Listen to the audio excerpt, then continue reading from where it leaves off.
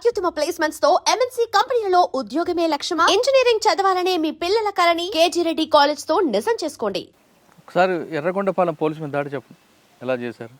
అదే సార్, అయితే యాక్చువల్గా మన దగ్గర వేపన్స్ లేవు. వేపన్స్ కావాలంటే ఏం చేయాలి? శత్రువుకు మనకు అనుకూలంగా ఉన్న శత్రుస్థావంపై మనం దాడి చేయాలి. దాడి చేయాలంటే మన కాడ ఉన్నంత బలగాన్ని ఉపయోగించాలి. మన దగ్గర ఉన్న వేపన్స్ అన్నీ ఉపయోగించి కంట్రోల్కి తెచ్చుకోవాలి అనే ఆలోచన చేసినప్పుడు దాన్ని చేసే ముందులో రిహార్సల్ చేసి క్యాంపు టీంలు ఏ టీం ఏ దాడి చేయాలి, ఏ టైంలో ఏ టీం సపోర్ట్గా ఉండాలి అనేది దాన్ని ప్రిపేర్ చేసి ఆ స్టేషను 2-3 ఎన్కౌంటర్లకు బాధ్యత వహించిన ఆ పోలీస్ స్టేషన్లో ఉన్న ఆఫీసర్స్.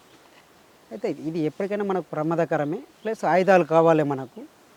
దీన్ని ఏదో రకంగా శత్రువుని డిఫెన్స్లోకి నెట్టాలి అనే ఆలోచనతోటి పార్టీ పిలుపునిచ్చింది. పిలుపును అనుకూలంగా దాడి చేయాల్సి వచ్చేసింది. ఎన్ని గంటలకు చేశారు?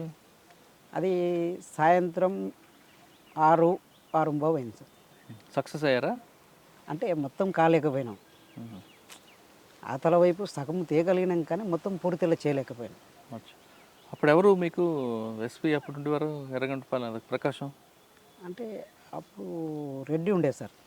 ఏం పేరు ఉండే, అతని పేరు మైపాల్ రెడ్డి ఏదో ఉండే సార్. అదే అయితే యాదికి లేదు. మనము మన ఈ ఏరియాలో ఎవరు ఉన్నారని చెప్పగలుగుతాం, కానీ మనం అవసరానికి పోయి వచ్చేది.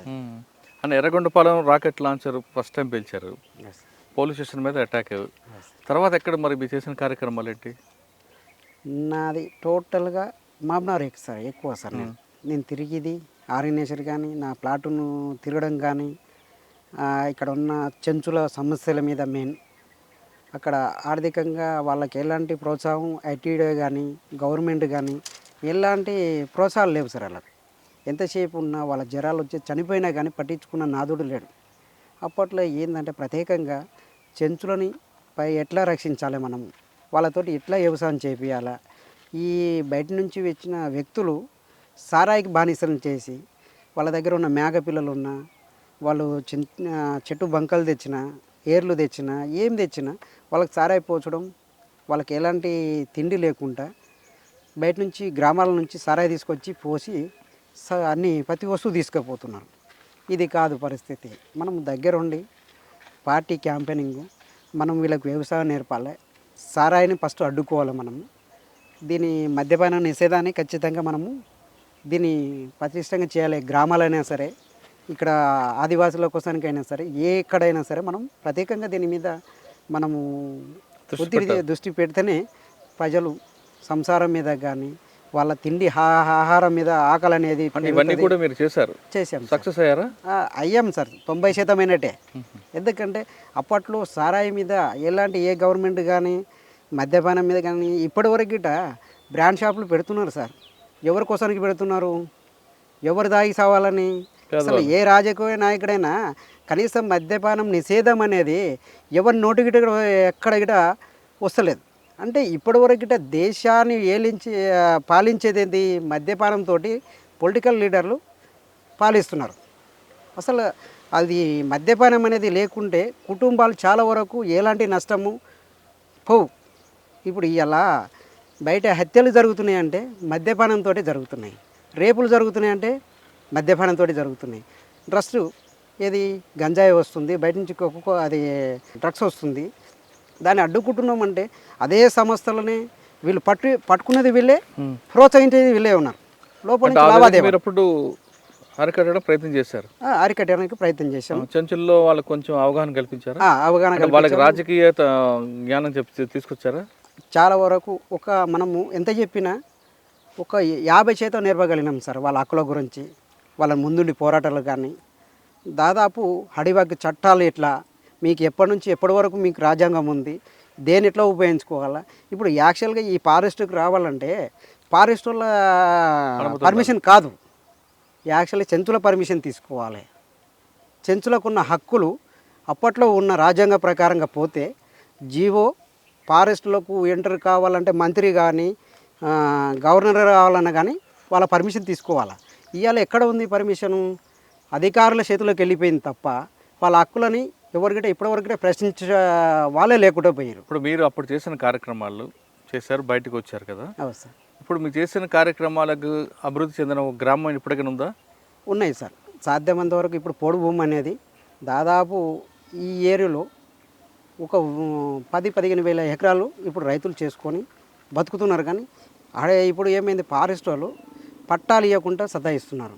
పోడు భూములకు గవర్నమెంట్ పట్టాలు ఇస్తున్నది, కాకపోతే ఆ భూమి చేసుకొని బతకగలుగుతారు కానీ వాళ్ళకు ఉపయోగపడలేకపోతుంది ఓకే. మొత్తగా. అన్న ఇప్పుడు ప్రజల కోసం కార్యక్రమాలు చేపట్టారు. మీరు చేసిన దాడుల గురించి చెప్పండి ఒకసారి. తప్పని పరిస్థితుల్లో అచ్చంపేట పోలీస్ స్టేషన్ ఒకటి సార్. అది ముత్తయ్య గారు అని సిఐ ఉండే ఒక ఆయన. ఎంతసేపు ఉన్న దళాన్ని కొట్టేస్తున్నాం, ఇంకా 2 రోజుల 3 రోజుల అచ్చంపేట దళం వెళ్ళిపోతుంది, ప్లాటును కొట్టేస్తున్నాం, అయిపోయి అంటే వాస్తవానికి మా వాళ్ళు గిట దాడులకు పోయిర్రు, ఫెయిల్ అయినాయి. వాడు ఇంకా దానికి ఆఫీసర్ గారు ఏం చేశారంటే వీళ్ళు చేయలేరనే ఓపుకు వచ్చేసారు. మేమేం చేసినాం, ఇలా ప్రకటించి రేపే కొట్టేసి చెప్పి కొట్టారా? చెప్పి ప్రకటించి కొట్టాం.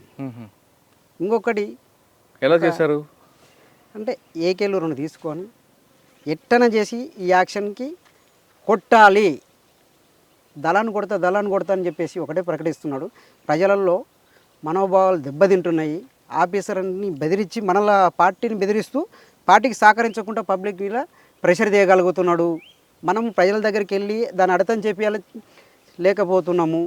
ఏంటి జాబు తన కోసానికి తన కుటుంబ కోసానికి చేస్తుడే ఛాలెంజ్ చేస్తున్నాడు. మనం ప్రజల పక్షాన చేస్తున్నప్పుడు దీన్ని ఛాలెంజ్ తీసుకోకపోతే కరెక్ట్ పొజిషన్ కాదనేది పార్టీ నిర్ణయించింది. చలో ఎవరెవరు పోవాలా, ఈ వ్యక్తి పోవాలా, నువ్వేం చేస్తావు నాకు తెలియదు, పార్టీ బాధ్యత నువ్వు చేయాలి అని చెప్పేసి అప్పచెప్పింది. అప్పట్లో అదే ఎస్ఐ దగ్గర పోయి అదే సిఐ దగ్గర పోయి ఇంకా 2 రోజులకు దాడి జరుగుతుందనగా వాళ్ళ ఎదురు కూర్చొని మాట్లాడి వచ్చి 3వ రోజు స్టేషన్ మీద దాడి. అంటే మిమ్మల్ని గుర్తుపట్టలేదు వాళ్ళు? అంటే మనము రెక్కి చేసేటప్పుడు అంత అలకకుంటే మనం ఎట్లా పోగలుగుతాము? మనకు ప్లాన్ మనకు ఉంటుంది, మనం చేసే విధానం మన కాడ ఉంటేనే మనకు పార్టీ అప్పచెప్తుంది. పార్టీ బాధ్యత వహించి మనము సావుకైనా తెగిడిసి చేయాలనేది ఒక ఆలోచన. అచ్చంపేట పోలీసు మీద దాడి సక్సెసా ఫెయిలా? సక్సెస్. అంటే మనం దాడి స్టేషన్ మీద చేయలేదు, బయట ఉన్న ఆఫీసర్ల మీద కొట్టాలి, ఏదో ఒకటి అచ్చంపేట పోలీస్ స్టేషన్ మీద మనము కొట్టాలి అన్నప్పుడు మనము సివిల్లో ఉన్నారు వాళ్ళు, ఆడికి బ్రష్లో పెట్టి కొడితే 3 పడిపోయారు. ఓకే. తర్వాత ఆ తర్వాత సంతోష్ని మా గురువు అయిన సంతోష్ని ఈ యాక్షన్కు వాళ్ళు అడ్డం పెట్టుకొని అతన్ని ఛత్తీస్గఢ్ పోవాలి.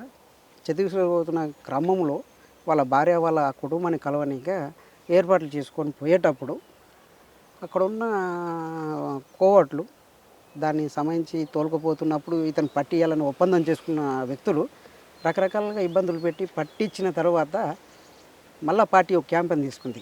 కాంగ్రెస్ కార్యకర్తలని మెయిన్ లీడర్లను ఎవరినైనా కొట్టాలి మనము అన్నప్పుడు మళ్ళీ అచ్చంపేట దగ్గర పోయి వచ్చారు మా వాళ్ళు. ఫెయిల్ అయిన తర్వాత మళ్ళీ దాన్నే మళ్ళీ ప్రయత్నించినాం. ఎవరు అవతల బాధితులు? అవతల కాంగ్రెస్ కార్యకర్త, ఈతల పార్టీ బాధ్యత మనం ఊహించినాం. కాంగ్రెస్ పార్టీ కార్యకర్త.